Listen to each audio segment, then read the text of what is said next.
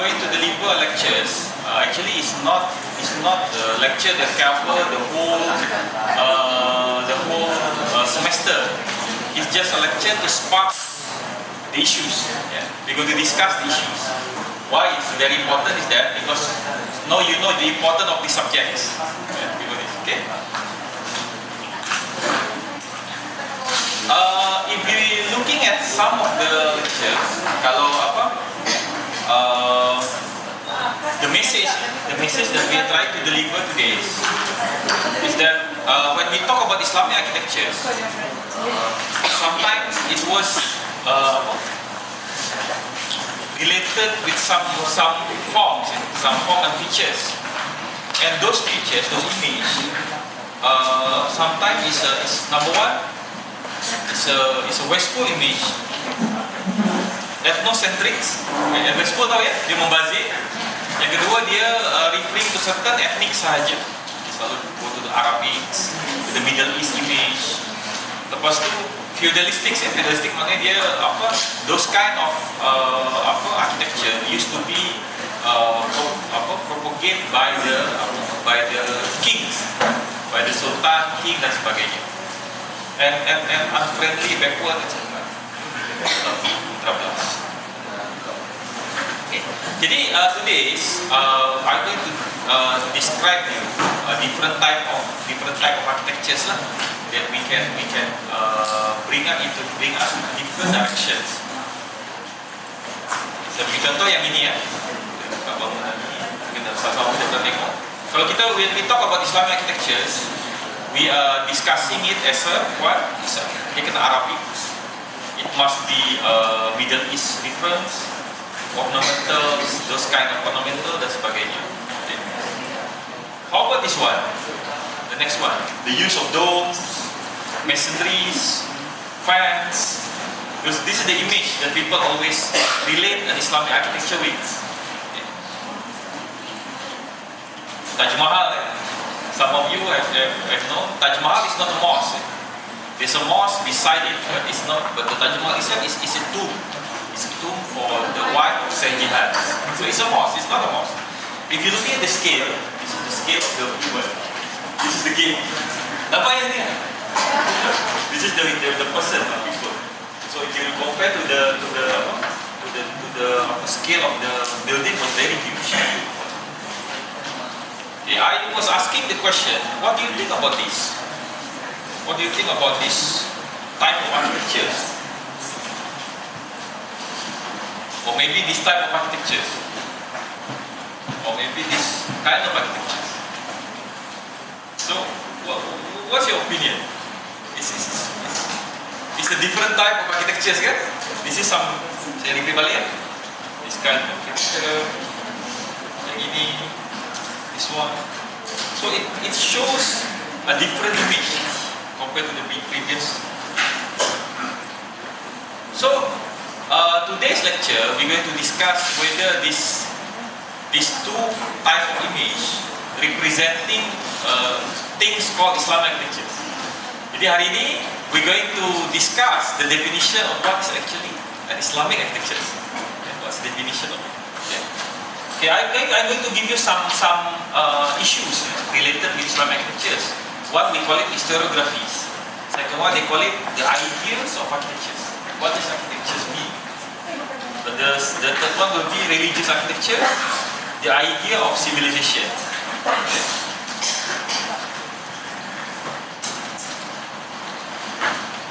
Most of the historians, when they talk about Islamic architectures, they are referring to the product of the Muslim communities. Okay. If you read this stories, it's a hadith. It's a hadith defined by G.D. Haig. We call it the G.D. Haig. One time Prophet was saying, "Wahai Ummu Salamah, the most unprofitable things that in the wealth of believer is a building." Hal yang paling tidak bermanfaat yang dibuat oleh orang-orang beriman adalah membuat sebuah bangunan. Jadi G.D. Haig understand that statement as saying that Islam was not taking consideration about making buildings. Di dalam pandangan Islam, bangunan itu tak penting. Because Prophet Muhammad cakap itu. Actually, he was talking in a different directions. This is Lutfi, the macam model kan.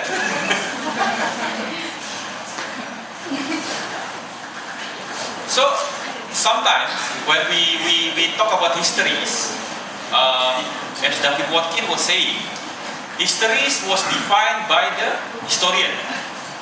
Masa kita bercerita history, tadi kan cerita pasal sejarah, the history of Islamic architecture in the past.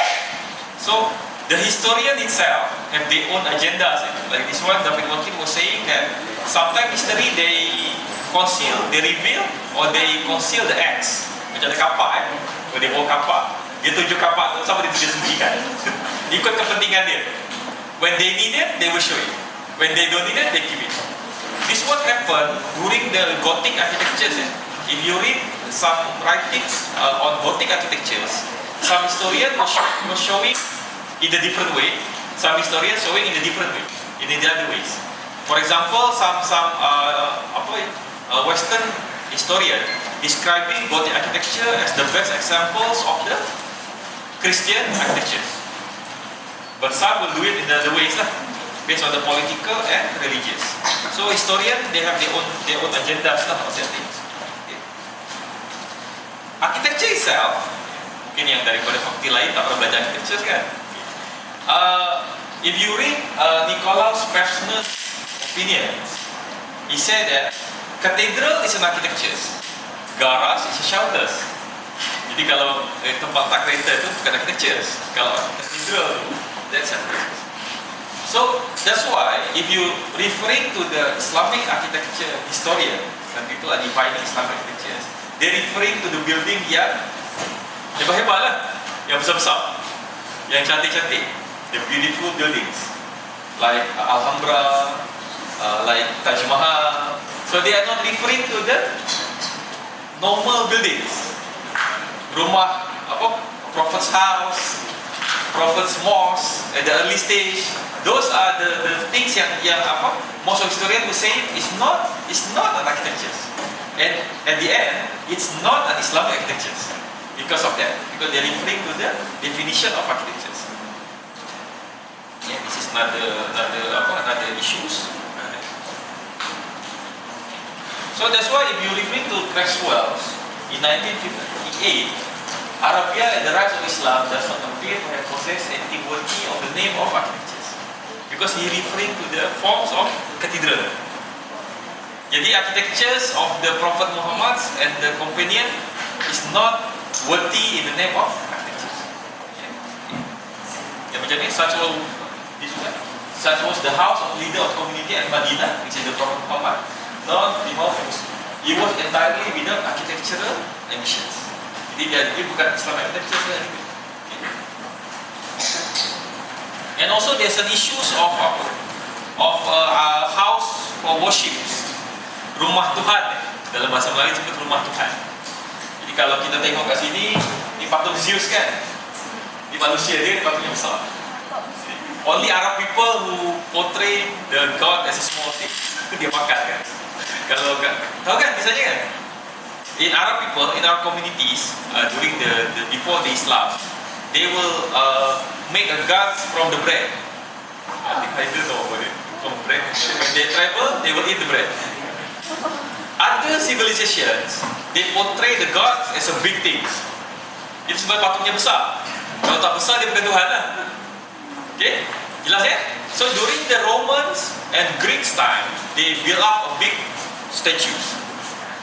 So when Christian come to the Europe, they take out the statues, dihilangkan patung itu dia buat, tapi rumahnya ada lagi. That's why if you referring to the religious buildings, most of them are very big. Because one, they want to portray the image of God, which is big. And before that, if you look historically, it was a big statue inside the building before. So when the statue is gone, it will replace the architecture. That's why it's very rare you find a religious building in a small scale, dalam size yang kecil. Okay. Yeah, this is Ismail Farouqi's. Anyone know Ismail Farouqi's? one of the great Islamic scholar in the States, in the United States. He was defining that people are separating between religious dengan dia punya daily life.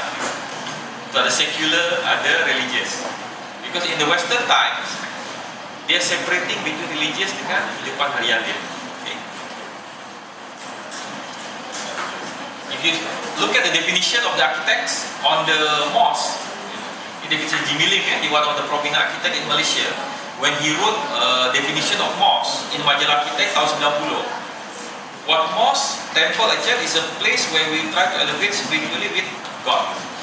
Jadi definition of religious buildings, there is the same dalam sini.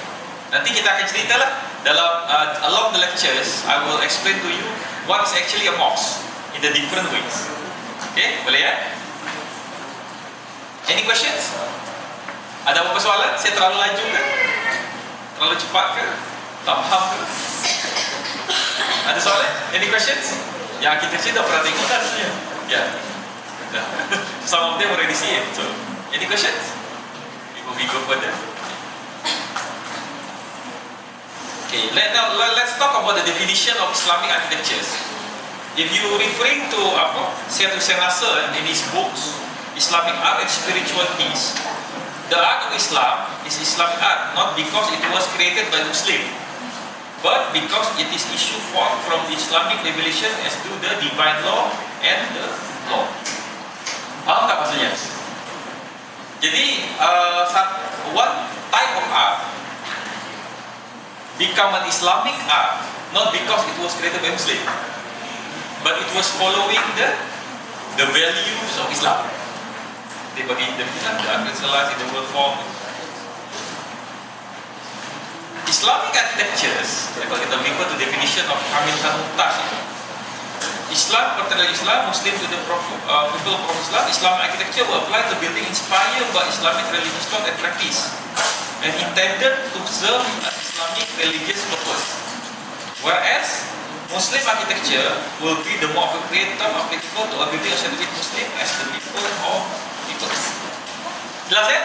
Jelas tak bezanya? Jelas? Yang belakang dengar tak? Khol? Son?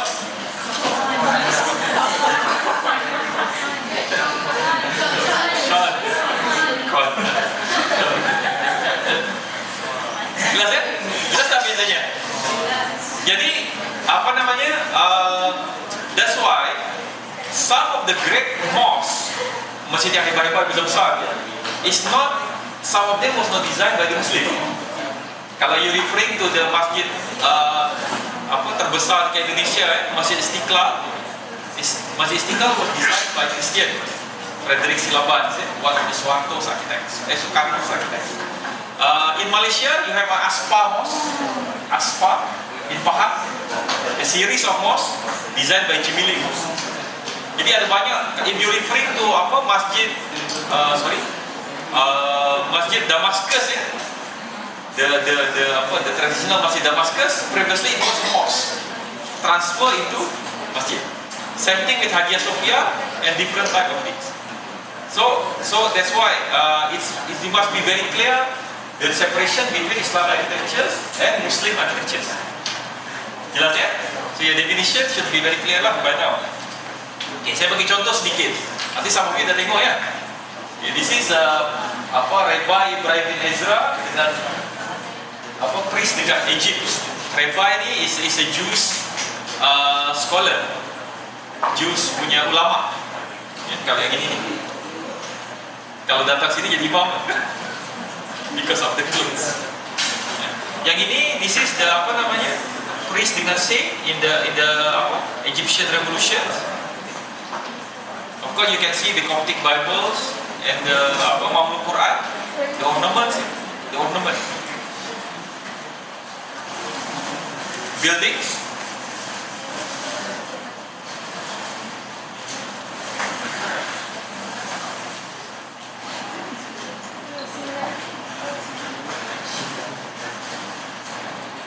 Boleh ya?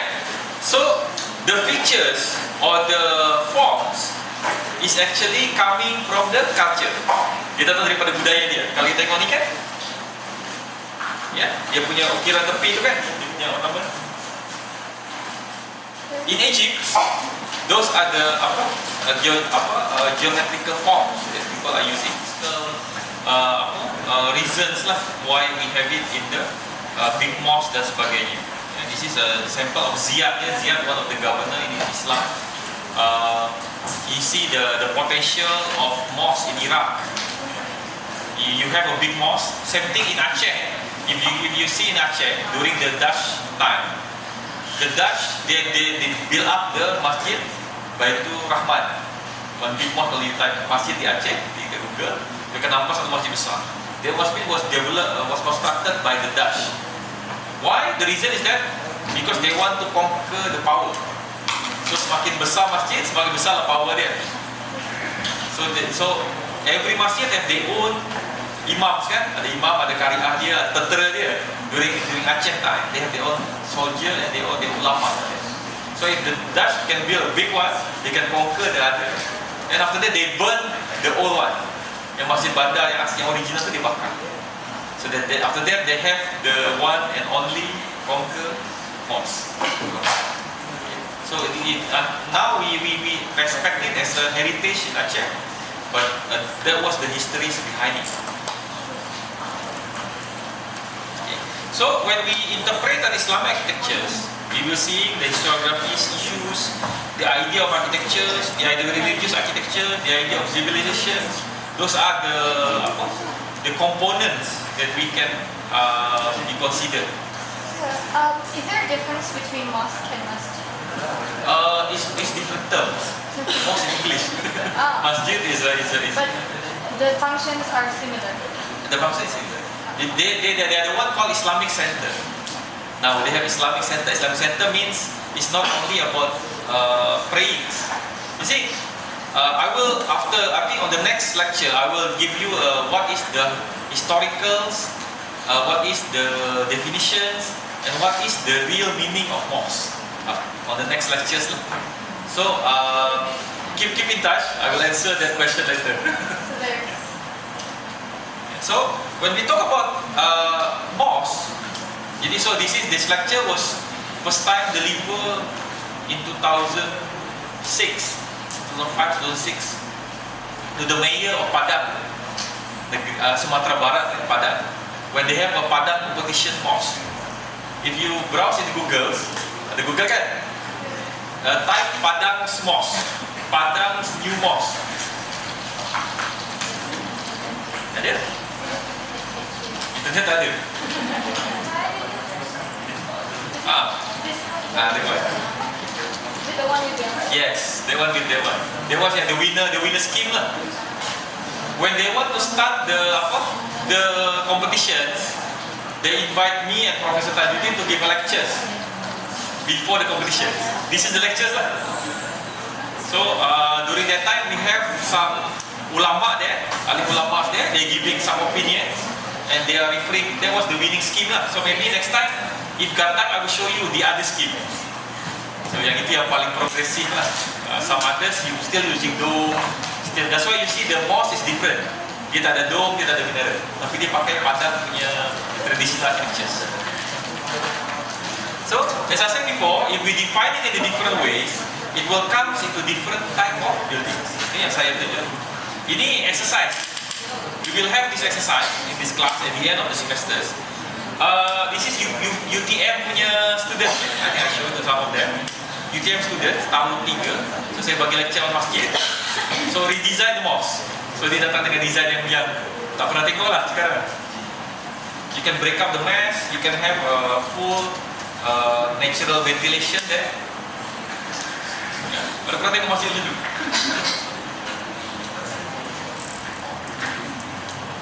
Mosque in the shopping complex. I will show you more lah in the futures. But those are the experiment that we going to do with our mosque. Macam office. But actually this one, in here they have a calligraphies. There's a one, if you go to Malaysia now, the new modern mosque, you will see a different type of approach in showing mosque. Dan satu dekat Kajang. yang banyak kali pergi Kajang kan dia satu. And then in the other part, the Malaysia now is starting, they building a new kind of mosque. Ini Masjid Senai, conceptual. This is, I tell you before, this is the time when the first time we use SketchUp 2003. The design was constructed 2003 for the Senai Mosque in Johor. So it's built up or not. But we propose 3 schemes, this one and the other 2 schemes. So you tengok dia punya apa, sketch masih very rough. Okay. Now back to the questions. What is Islamic architecture? So if we portray the question, is it a reminder of man or is it a reminder of God? Kalau kita buat satu masjid to remind them of man, then the building should come. I'm not saying it's wrong. I'm not saying this one is wrong. I'm just saying that the building show up beside the natures. Jadi kalau pokoknya dah besar, then become like this lah. Pokoknya masih kecil lagi. So this is right approach of the buildings. Apa beza yang atas dengan yang bawah? Yang architecture tak payah yang apa beza bangunan atas dengan bawah? What do you see?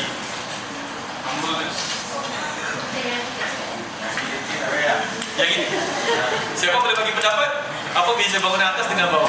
What's the difference between the top building and the downstairs?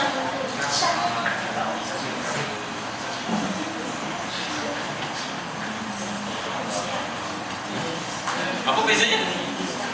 In architectures, these 2 buildings have different ways of constructing. Ada 2 cara yang berbeza dalam membuatnya. Kalau yang atas tu, tanah tu dipotong semua, diratakan tanah tu, dibuat bangunan, baru dia landscape the building. Kita ada pokok, kan? Yang selalu kita buat dia, kita potong semua, make it flat, we build up the buildings, and we put the yang di bawah tu, dia hanya potong yang perlu je. You have a plan, ada pokok besar kan, pokok kecil dia bersihkan, pokok besar maintain, dia akan buat bangunan di sekeliling bangunan, di sekeliling pokok. At the end of the days, kalau you tengok di these 2 buildings, yang bawah tu, the nature tu lagi utama daripada bangunannya. Yang di atas tu, bangunannya lagi besar daripada nature-nya. Itu bezanya. Yeah? Individual or humility, susunan bangunan dan sebagainya. Okay? So if we refer to this Quranic verse, satu dikatakan, dan dia yang membentangkan bumi dan sebagainya, dan bagaimana gunung Gadang berdiri dengan firm, dengan very static dan sebagainya. Sungai mengalir. So dia Allah dalam Quran dia cakap tengoklah pokok, tengoklah buah, tengoklah burung, tengoklah gunung. Dia tak cakap tengoklah bangunan kan. Dia tak tengoklah kereta. Dia tengok ciptaan dia. So in architectures normally we interpret it as the nature should come first, then the main things. Okay? Humility ya. There's a time when prophet in the mosque, one of the slaves, satu budak hitam tu dia meninggal. And so a prophet was sitting amongst others, sahabatnya, dan ada orang datang, dia kata, who amongst you is prophet? Apa maksud dia? Maksudnya Prophet Muhammad masa tu, dia tak pakai baju cantik, dia tak duduk dekat kursi, dia sama-sama dengan yang lain. Dia unrecognized, dia tidak dikenali di antara yang lain. Jadi bangunan tu bukan dia menonjol seorang-seorang, tapi dia bersatu dengan surrounding. Ini interpretation architecture dia. Okay? And community interaction, how the building actually interact with the communities. So that was the summary. Okay. Thank you very much. Any questions? Ada apa-apa soalan? Ada?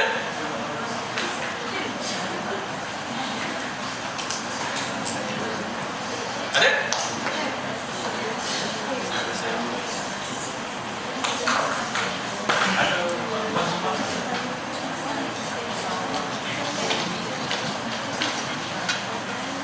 Any questions? Any questions? Okay, kalau tak ada, kita mula buat kita punya assignment. Any questions? Soalan? Sekarang?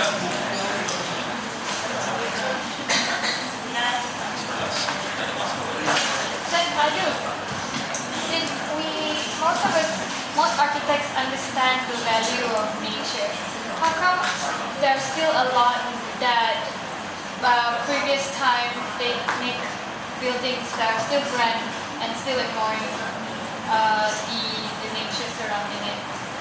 That's why it's a message. Is it? It's Can a you support. see the benefits from that? Normally, the factor influence the buildings. For example, the most influenced part was the politics.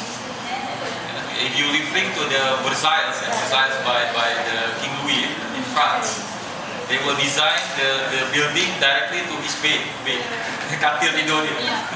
So that was the idea. Cara dia buat lah, dia potong the nature, attracted to him because he was I'm the one.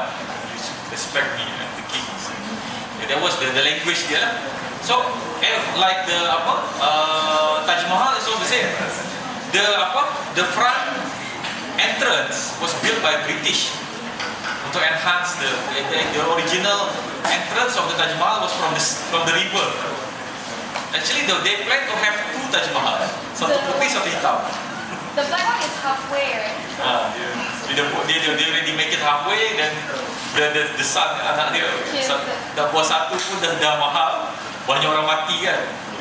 They cut all the hands. They said lah, that was the stories lah. They will cut the hand so that they cannot make it anymore. So those are the things. So big buildings normally referring to the powers, the political power. That's why kalau tengok istana, office of the mentries, presidential office, normally it's because of this political issues. That's why as an architect, if you read Spiro Kostov's big buku ya, ada pernah tahu Spiro Kostov? Ada pernah baca buku dia? When I was a student, Spiro Kostov book is one of the compulsory books to read. Dia tebal bukunya macam ni.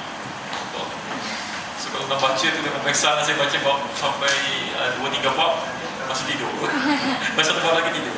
So that's one of the most prominent books lah. Spiro Kostov was saying that in order for us to understand architecture, we must read an ordinary building, ordinary architecture.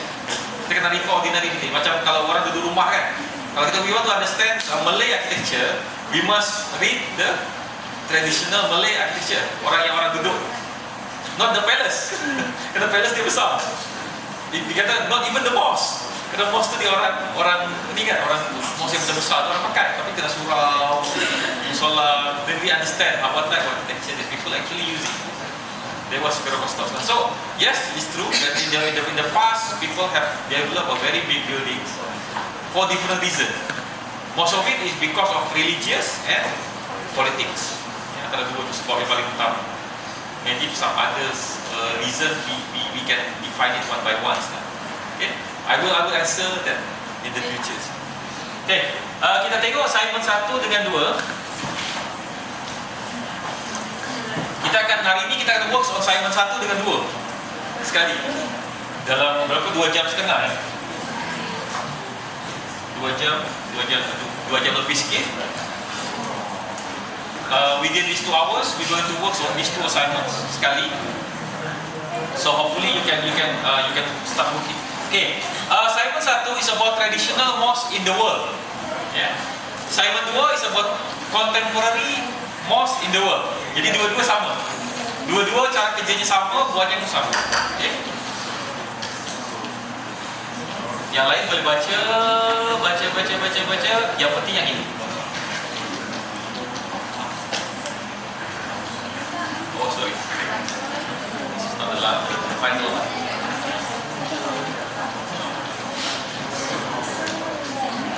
Semua boleh buka ya? Assignment 2 ada assignment 1 itu assignment 1 dalam week nomor 4 ke 3 kalau itu bawah ada. Okay, kita ada group works, ada individual works. Group works ada 8 tajuk ya. Kita ada 50 something student. So, kalau 8 tu maknanya ada berapa? 50 berapa semua sekali? 47 campur dengan 8 ya? 55 gitu ya. So divide into 8. Hari ini saya nak groups tu dah siap. You make a groups 8 orang ya. Sorry, bukan 8 orang. groups. So mungkin dalam 6 atau 7 orang di satu grup. Okay? Pick up one of the times. Itu ada 8 times. Umayyad, Islamic architecture, Abbasid, Fatimid, Safavid, Omogul, Ottoman, Islamic architecture in China, Islamic architecture in Southeast Asia. Ada 8. Okay? Ya, setiap orang ambil 8 grup. Saya minta you buat movie. Bukan presentation, saya nak you buat movie. Pakai phone ke, pakai kamera ke, dah pinjam kamera saya pun boleh. Ya, jadi sudah lepas assignment. Boleh dekat dalam bilik ni, boleh kat luar boleh. Jangan keluar dulu ya, saya just explain dulu. So saya nak you buat movie 3 minit saja. 3 minit saja. About that particular architecture. Yang kedua, you kena upload dalam YouTube. Setelah you buat movie, you need to upload in YouTube. Kita tengok siapa banyak dapat like. Yang selebriti yang famous ni kena bawa video untuk like lah. So siapa banyak like dapat markah bagus. Sedang ya? Sedang tak? Kan kalau architecture student dia selalu buat movie, dia tahu. You can use movie makers, you boleh campur dekat ni. It's up to you. Okay, saya akan bagi contoh nanti ya. I will show you some sample. Saya dah bagi contoh dalam group. You boleh tengok macam mana movie yang kita nak. Okay? Yang kedua, individual works. Hari ini juga kita akan buat. Setiap each one of you kena ambil 2 masjid tradisional di dunia dengan 2 masjid tradisional di Asia Tenggara, di Nusantara. Malaysia, Indonesia, Brunei, Thailand, Filipina, Singapura. Itu bolehlah. Kita anggap okey, kita terima. 2, tapi tradisional ya. Tradisional means mosque yang dibina sebelum tahun 1900. Kalau 1920, 1910 bolehlah. Boleh pakai lagi. Tapi yang boleh lama-lama. Jadi kalau you buat sini, yang kalau nak senang ya, if you want to get it easily, grup yang buat ni, dia carilah mosque dari situ. For example, if I'm taking the Islamic Association, dia kena banyak di China dan sebagainya. Okay? So dia lebih tahulah di Kuala Lumpur. Okay? Traditional mosque ada banyak. Kalau that's why saya nak you pakai internet tu untuk you browse mana-mana yang ni, kita akan listkan you punya mosque sekarang. Tak boleh sama ya? Tak boleh sama. So kalau macam tu ada 4 campur dengan 50, ada 200 lebih mosque. InsyaAllah boleh ada. Okay. Okay. Hari ini saya nak nama dia saja. Masjid yang you pilih tu. Okay, boleh ya? Okay. Second assignment.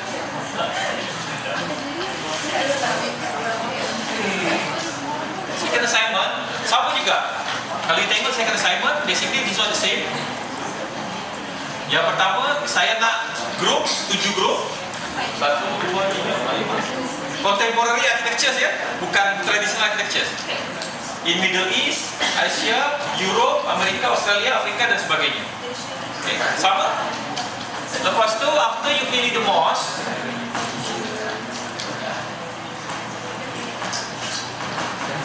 saya dah siapkan template dia. Ini template yang you kena masukkan. Saya tanya tentang ada international student tak? Tak ada ya, semua Malaysian. Ada Geo international. Semua Malaysian ya? Kecuali Geo. Okay. Saya minta yang ini ditulis dalam bahasa Melayu. Yang apa? Chinese pun pandai bahasa Melayu kan? STPM dah lepas kan? Saya bukannya apa? It's not because I'm patriotic Melayu, bukan. It's the reason saya kalau bahasa Inggeris semua copy paste. Biasanya copy paste, ya gila, you have a Google Translate juga, tapi tulislah, bacalah, ya, okay. So tadi yang masjid 2-2 kena masuk dekat table ni, boleh ya? Ini jadi ada nama masjid, nama pelajar, ada nama metrik, nama masjid, location, architect, kapasiti jamaah, size, konteks dia. Size termasuk berapa besar, berapa meter square, konteks persekitaran tu urban, dia apa, bandar, sub bandar, apa, kampung kan, just state kat situ. Okay. Lepas tu try to get sejarah singkat dia, kalau ada renovation, ada bahan binaan, fasiliti masjid, aktiviti dan sebagainya. Jadi ini tulisan dia, ini gambar dia. Boleh ya?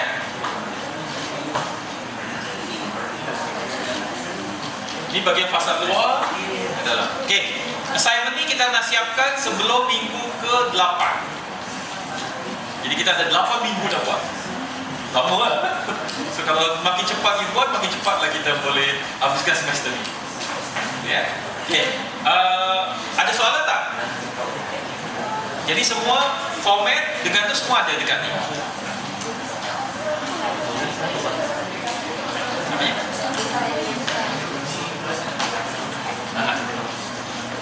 Ya. Ada online. Saya ada apa? Macam mana? Tak, saya tak percaya dengan Putra Plus, tapi jam. Jadi saya nak you hantar dalam Google Drive. Jadi semua, ingat ya, saya tak nak ada kalau saya kalau boleh you ada thumb drive, tak apalah, isi pada thumb drive. Tapi kalau boleh you simpan, kalau boleh, you buat satu Google Dropbox punya account, you simpan kat situ. So anything happen, you rosak ke, thumb drive tak boleh baca ke apa, that was your recommendation. Semua ada Dropbox account. Kalau architecture biasa lah, dia akan ada Dropbox account. So semua assignment sumbang kat situ. So saya dah minta Haidar buat satu Google Drive. So you all submit kat situ lah nanti. The reason is that Google Drive kita boleh tengok you submit bila. Kalau you alter, you modify, we can definitely monitor the progress. Okay? So buat dekat kelas, okay.